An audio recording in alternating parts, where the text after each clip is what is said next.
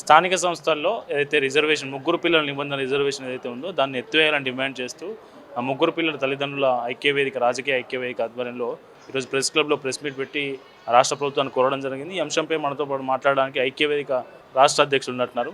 అన్న నమస్తే, ఏంటి అసలు ఏంది పరిస్థితి? ముగ్గురు పిల్లల నిబంధన గవర్నమెంట్ ఎత్తేయలేదు, మన నోటిఫికేషన్ ఇచ్చినప్పుడే అది అర్థమైంది. ఇప్పుడు మీరేం కోరుతున్నారు? నా పేరు జన్నురాజు, ముగ్గురు పిల్లల రాజకీయ హక్కుల వేదిక వ్యవస్థాపక అధ్యక్షుడిని.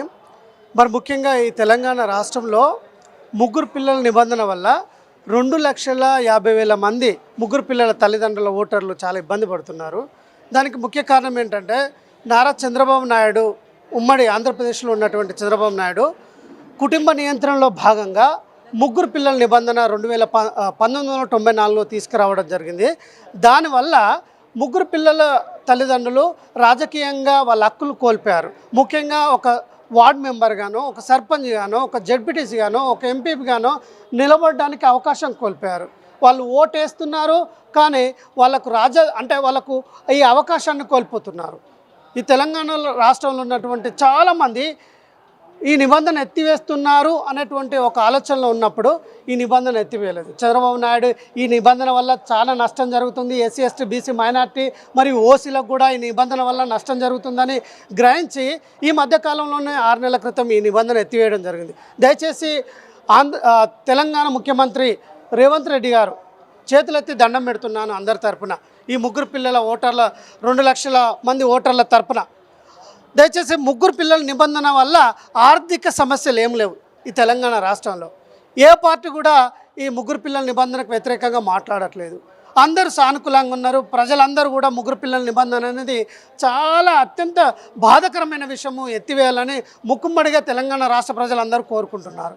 మా డిమాండ్ ఏంటంటే మేము ప్రభుత్వానికి వ్యతిరేకం కాదు, ఈ ముగ్గురు పిల్లల డిమాండ్ను పూర్తిగా ఎత్తేస్తే ఈ తెలంగాణ రాష్ట్రంలో ఉన్నటువంటి 2,50,000 మంది ఓటర్లో దాదాపుగా 2,000 మంది అయినా ఒక సర్పంచ్ గానో, ఎంపీటీసీ గానో, ఒక ఎంపీపీ గానో, ఒక జడ్పీటీసీ గానో అవకాశం ఉంటుంది. ఏ రాష్ట్రంలో లేని ఈ నిబంధన మన తెలంగాణ రాష్ట్రంలో ఉన్నది. ఆఖరికి పక్క రాష్ట్రంలో కూడా తొలగించడం జరిగింది. అంటే ఒక మున్సిపాలిటీ పరిధిలో ఈ నిబంధన లేదు, పురపాలక సంఘంలో ఈ నిబంధన లేదు, ఎక్కడ లేని నిబంధన కేవలం స్థానిక సంస్థ లోకల్ బాడీ ఎన్నికల్లో పెట్టడం అనేది చాలా అత్యంత బాధాకరమైన విషయము. దయచేసి మమ్మల్ని అర్థం చేసుకొని గౌరవ ముఖ్యమంత్రి గారు ఇప్పుడు జరగబోయేటువంటి క్యాబినెట్లో చర్చించి ఈ ముగ్గురు పిల్లల నిబంధనను తొలగించాలని మేము కోరుకుంటున్నాం. నువ్వు డబ్బులు కూడా ఖర్చు పెట్టినట్టు చెప్తా ఉన్నావు, ఇంతకుముందుకు ఎంత ఖర్చు పెట్టినావు, అది రిజర్వేషన్ ఏంది?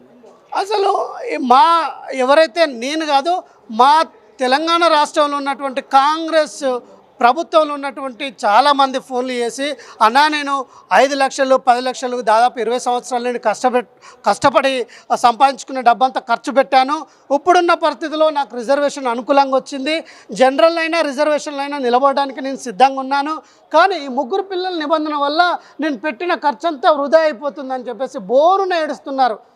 ఎందుకంటే చాలా బాధ అనిపిస్తుంది. ప్రతి జిల్లాలో, ప్రతి మండలంలో, ప్రతి గ్రామాల నుండి ఫోన్లు వస్తున్నాయి, అన్న మేము కష్టపడ్డాం, పార్టీ కోసం ఖర్చు పెట్టుకున్నాం, కానీ ఈ నిబంధన వల్ల మాకు ఈ నిబంధన వల్ల నిలబడే అవకాశం కోల్పోతున్నాం. ప్రజలు మమ్మల్నే కోరుకుంటున్నారు, మంచి వ్యక్తి, ఊరు బాగు కోసం పనిచేసే వ్యక్తి, కష్టపడే వ్యక్తి, ఆపద వస్తే 10 రూపాయలు ఖర్చు పెట్టుకునే వ్యక్తి అని నాకు మంచి పేరు ఉందన్న, కానీ ఈ నిబంధన వల్ల నేను నిలబడలేకపోతున్నా అని చెప్పేసి చాలామంది బాధతో చాలామంది చెప్తున్నారు. దయచేసి ఈ నిబంధన తొలగించాలనేది మన డిమాండ్, ప్రధాన డిమాండ్. ఇప్పుడు ప్రభుత్వం ఇవన్నీ ప్రభుత్వానికి తెలుసు కదా, ప్రభుత్వం ఎందుకు తొలగించట్లేదని మీరు అనుకుంటున్నారు? నిజంగా ప్రభుత్వానికి తెలియదా మీ డిమాండ్లు ఇట్లాంటి నిబంధన తీసేయాలని? ప్రభుత్వానికి పూర్తిగా తెలుసు. 2 రోజుల క్రితమే మంత్రి సీతక్క గారికి మరి కొంతమంది మంత్రులకు మా డిమాండ్తో కూడినటువంటి వినతి పత్రం కూడా ఇవ్వడం జరిగింది. కానీ ఈ ప్రభుత్వానికి తెలిసినా కూడా ఈ మధ్యకాలంలో తీర్మానం వలన కూడా ఈ ప్రస్తావన మండలిలో తీసుకొచ్చిండు. కాకపోతే ఏంటంటే ఇది క్రెడిట్ ఎవరికి దక్కుతుంది అనేటువంటి కోణంలో కూడా ఆలోచించి ఉండొచ్చు. దయచేసి ఇది క్రెడిట్ ఎవరికి దక్కదే, కేవలము ముఖ్యమంత్రి రేవంత్ రెడ్డి గారికి తప్ప ఈ క్రెడిట్ ఈ ప్రభుత్వానికి తప్ప ఎవరికి రాదు. ఇలాంటి రాజకీయ విభేదాలు కాకుండా మా తరపున మీరు ఖచ్చితంగా ఈ నిబంధన ఎత్తేయాలని మేము కోరుకుంటున్నాం. నా పేరు వశపాక నరసింహ. నేను ముగ్గురు పిల్లలకు సంబంధించినటువంటి ఆర్గనైజేషన్కి నేను వర్కింగ్ ప్రెసిడెంట్గా పనిచేస్తున్నాను. మిత్రులారా, ఈ రాష్ట్రంలో ఉన్నటువంటి పరిస్థితి ఏంటంటే ముగ్గురు పిల్లల నిబంధనని ముగ్గురు పిల్లల నిబంధన ఎత్తివేయాలని చెప్పేసి ప్రధాన డిమాండ్. అయితే విషయం ఏంటి అని చెప్పేసి అంటే స్థానిక సంస్థల ఎన్నికల్లో ముగ్గురు పిల్లల నిబంధన వల్ల చాలామంది నాయకులు నష్టపోతున్నారు. కాబట్టి దీనివల్ల మన ప్రభుత్వానికి ఏం ప్రాబ్లం లేదు. ఇది గతంలో ఉన్నటువంటి 1995లో చంద్రబాబు నాయుడు గారు ప్రవేశపెట్టిన తర్వాత జనాభా నియంత్రణ జరుగుతుందని చెప్పేసి ఆ రాష్ట్రంలో ఎత్తివేసిన తర్వాత ఈ తెలంగాణ రాష్ట్రంలో ఇంకా కొనసాగించడం అనేది చాలా దుర్మార్గమైన పరిస్థితి. కాబట్టి రాష్ట్ర ముఖ్యమంత్రి ఎమ్మటే దాన్ని పరిగణన తీసుకొని ఎమ్మటే ఆ నిబంధన ఎత్తివేయాలని చెప్పేసి అనేది మేము ప్రధానంగా డిమాండ్ చేస్తున్నాము. ఎందుకు ఎత్తేయట్లేదు అసలు ప్రభుత్వం ఎత్తివేయడానికి ప్రభుత్వానికి ఉన్న సమస్య ఏమిటి, ఎందుకు ఎత్తేయట్లేదని మీరు అనుకుంటున్నారు? ఇప్పుడు మేమేమనుకుంటున్నాం అంటే ప్రభుత్వానికి సమస్య ఏందని చెప్పంటే గతంలో ఉమ్మడి ఆంధ్రప్రదేశ్లో ఉన్నప్పుడు ముఖ్యమంత్రి గారు ఆ చంద్రబాబు నాయుడు గారు 1995లో జీవో తీశారు. ఆ జీవోని కంటిన్యూషన్గా అది కొనసాగిస్తున్నారు. అంటే ఆ రాష్ట్రంలో చంద్రబాబు నాయుడు ఎత్తేసిండు, బట్ ఈ రాష్ట్రంలో దాన్ని గుర్తు చేస్తూ ఇక్కడ ప్రభుత్వం కూడా ఎత్తివేయాలనేది మేము ప్రధానంగా డిమాండ్ చేస్తున్నాం.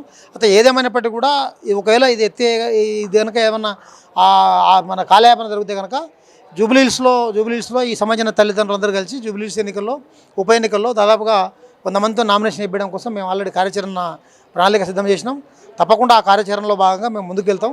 ప్రభుత్వం వెంటనే దీన్ని క్యాబినెట్లో చర్చించి వెంటనే దాన్ని ఎత్తివేయాలని చెప్పేసి అనేది ప్రధానమైనటువంటి డిమాండ్తోనే ముందుకెళ్తున్నాం. తెలంగాణ రాష్ట్ర వ్యాప్తంగా ఎంతమంది ఉంటారు ఇట్లా ముగ్గురు పిల్లల నిబంధనతో బాధపడుతూ పోటీ చేయలేకపోతున్న వాళ్ళు ఎంతమంది ఉంటారు? దాదాపుగా ఒక 2 లక్షల పైన జనాభా మన నాయకులు ఉన్నారు. దాంట్లో మొన్న మేము మా రాష్ట్ర కమిటీ సమావేశం పెట్టుకున్న క్రమంలో దాదాపుగా 2 లక్షల మంది ఉన్నామని చెప్పేసి అనేది వేదిక మీదకి వచ్చి చెప్పారు.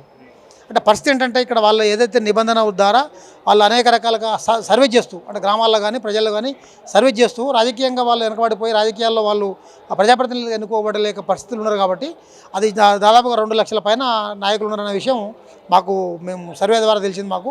కాబట్టి దాన్ని వెంటనే ప్రభుత్వం పరిగణించి వెంటనే నిబంధన ఎత్తివేయాలనేది మా ప్రధానమైనటువంటి డిమాండు. కాబట్టి ఇప్పుడు ఎట్లాగూ స్థానిక సంస్థల ఎన్నికలు వాయిదా పడ్డాయి కాబట్టి ఆ వాయిదాలో వచ్చే లోపు మళ్ళీ దీన్ని నిబంధన ఎత్తేస్తే వీళ్ళందరికీ అవకాశం ప్రభుత్వం కల్పించినట్టు అవుతుంది. కాబట్టి వీళ్ళు ఎట్లాగో వాళ్ళు ఆ గ్రామాలలో మన పట్టణాలలో ముగ్గురు పిల్లలకు సంబంధించినటువంటి నాయకులు వాళ్ళ తల్లిదండ్రులు సర్వీస్ చేస్తున్నారు. కాబట్టి ఇదొక సర్వీస్ ఇంకా ఉపయోగపడుతున్నది, అక్కడ ఉన్నటువంటి ప్రజలకు ఉపయోగపడుతున్నది మా ప్రధాన అంశం. కాబట్టి తక్షణమే దాన్ని పరిశీలించి ఆ జీవోని ఎత్తివేయాలని చెప్పేసి మేము డిమాండ్ చేస్తున్నాం. ప్రభుత్వం సానుకూలంగా నిర్ణయం తీసుకోకపోతే ఏం చేయబోతున్నారు? ప్రభుత్వం సానుకూలంగా నిర్ణయం తీసుకుంటుంది అనేది మా ఒపీనియన్. ఎందుకంటే మేము మొన్న 3 రోజుల కంచెల్లి కొంతమంది మంత్రులను మన డిప్యూటీ సీఎం గారిని కలిసాం. తర్వాత ఈ కార్యక్రమాల భాగంగా వాళ్ళు కూడా మా దృష్టిలో ఉంది, మేము కూడా దానికోసం చర్చిస్తున్నామని చెప్పి అన్నారు.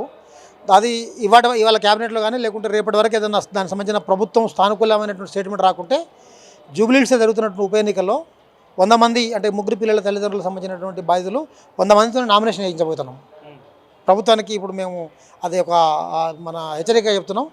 జూబ్లీహిల్స్ ఉప ఎన్నికల్లో మేము 100 మందితో నామినేషన్ వేయించి ప్రభుత్వానికి నిరసనగా మేము కార్యాచరణ తీసుకోబోతున్నాం.